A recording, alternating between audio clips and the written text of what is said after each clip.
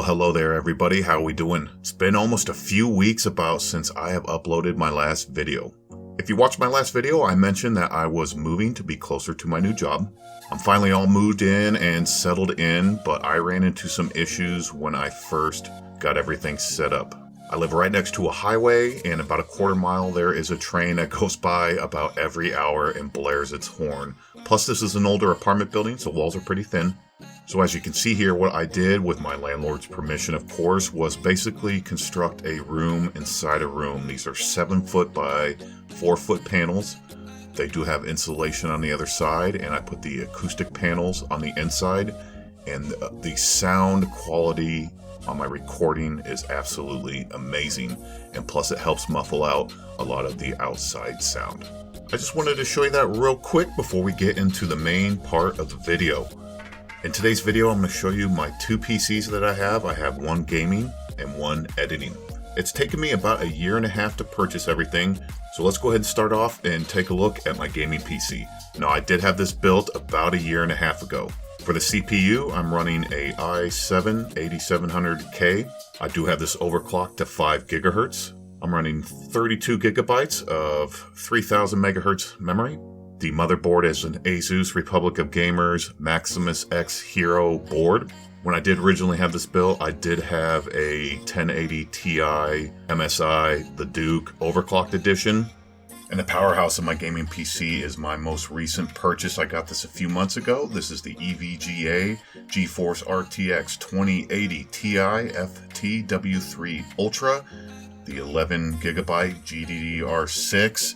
I do have this overclocked, plus 700 on the memory and plus 120 on the core clock. The case that it sits in is going to be an NZXT H700i black. I actually have this case for both of my computers, so they match. I got the Corsair water cooling. Those are just some basic fans with the blue RGB lighting. And I do have two hard drives. For the main hard drive, it is an SSD 1 terabyte, and then I have a 2 terabyte backup. And the power supply is a Corsair 850 watt gold.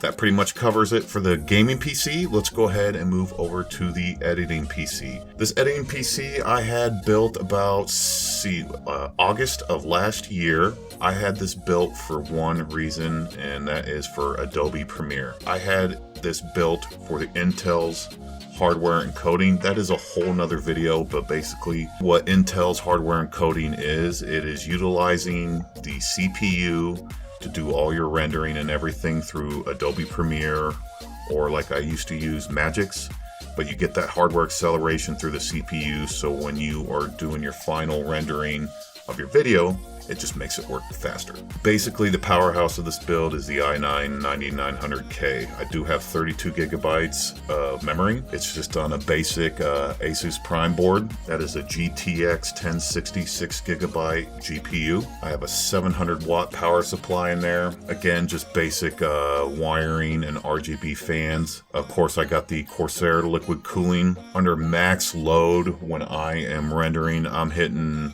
5 gigahertz without even overclocking, and it only hits about 50, it maybe averages about 50 degrees Celsius. Very happy with this CPU. The thing I love about this PC is I can leave it on for days or weeks at a time while I am rendering videos. When I'm at work, I can leave it running. Plus, when I'm uploading videos, that takes many hours as well. So this computer needs to stay on for very long periods of time, and it always is running super quiet and super cool. So I'm very, very happy with this editing PC. Alright guys, let's go ahead and get into monitors and accessories. On my gaming PC, I have just a basic Philips 4K monitor. On this, I'll have like my task manager open up at all times, plus all my readings so I can keep an eye on power usage and temperature. Plus when I'm playing, I need my Audacity out so I can record my voiceovers. It's nice to have that second screen to have all your other programs open while I'm playing a game. Now the main monitor is the Asus Republic of Gamers Swift PG27UQ. When I first bought this was a $2,000 monitor. You can now get it on Amazon for $1,800, but this thing is you can overclock it to 144 hertz. Has the G-Sync, just all the bells and whistles. I absolutely love this monitor. Yes, it was very pricey, but I'm very happy with it. It gives me that great picture, especially when I'm playing and recording. I can always count on it to really make the games look their best. Now, my mouse on my gaming PC is the Razer Lancehead, and that is sitting on the Razer Goliath soft mat, and my keyboard is the Razer Black Widow Chroma V2 RGB mechanical keyboard. Very nice. Now, I've known most of my adult life I have had carpal tunnel, so I tried to use a mouse and keyboard in games, and it just gave my wrist and hands a lot of pain. So I went ahead and stuck with controllers. So for my controller, I used the Scuff Infinity Pro. As you can see, it's pretty dirty, especially that left thumbstick. I absolutely love this controller. I think it was about $200 when I got it. To me, worth every penny. Now for my microphone, which I'm talking on right now and that I use for all my voiceover, is the Blue Yeti Pro. Excellent microphone. Now, sound to me in games is very, very important. I want to have some of the best sound to go with the best picture. So I actually do have an amplifier. It is a Creative Sound Blaster X7. The one thing I love about this is they do have on their software a scout mode. This is great in games like Fortnite or Call of Duty. You can basically hear every single footstep.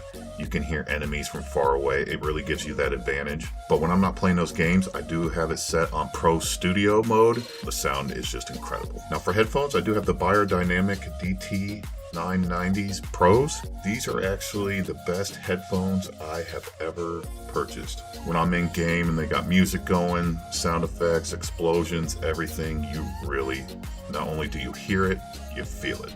And one thing I wanted to show on here, just to kind of include, it's more of a, I guess kind of like a little trophy piece I have set aside. I always have it sitting on top of my gaming PC. ChaosControllers.com, I had them make a custom controller for me. It's got MJC Gaming on it, and I have the chrome paint on it. Looks really cool. Alright, editing PC, there's really not a lot to show. I like this widescreen monitor. I originally bought this for my gaming PC, and I swear to God, I don't know what the hell I was thinking. It is a 34 by 1440. When I bought it at the time, it was one of the best monitors you could buy. As an idiot, I thought it was a 4K monitor. But anyways, I like having it on my editing PC with that widescreen. I can have numerous folders open when I'm multitasking and working on a project. It's really nice to have that wide screen so I can have many files and many folders open at the same time. My main monitor is just a basic Asus monitor. I think it was about $250. It is a 4K monitor. That's where I have Adobe Premiere open all the time when I'm working on projects. And the mouse, mousepad, and keyboard are just some basic ones from Amazon. And for my headphones, just the HyperX. I think those are the original Clouds.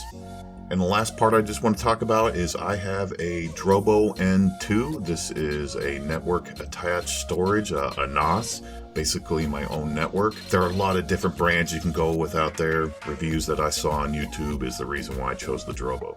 I've had this Drobo for over a year. I back up all my music, my movies.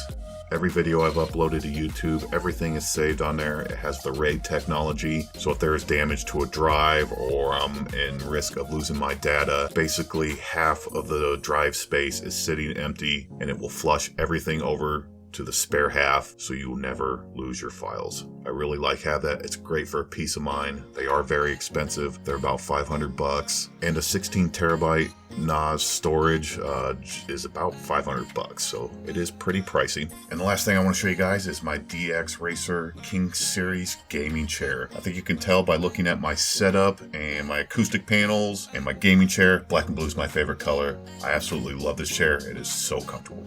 Alright guys, that is going to be it for this video. If you have any questions or any comments or anything about my builds, please let me know down in the comments below. I'd love to hear from you. I have been gone for a few weeks, but now everything is finally all set up. I'm all moved in. I'm all unpacked, so I'm going to get back to creating content. I am so excited. I still need to finish Red Dead Redemption 2, so I will continue where I left off. And also, if you haven't looked ahead, 2020 is going to be an insane year. There's going to be a lot of awesome games coming out. Cyberpunk 2077 and Dying Light 2. Those are the two games I'm looking forward to the most. And I just want to say thank you to all my subscribers. I appreciate all the support. I love every single one of you. I'm excited to be back. I'm excited to start making content again. And if you are new to my channel and this is your first time visiting, please consider subscribing, hitting the like button. Leave me a comment down below. I'd really appreciate it. We'll see you in the next video.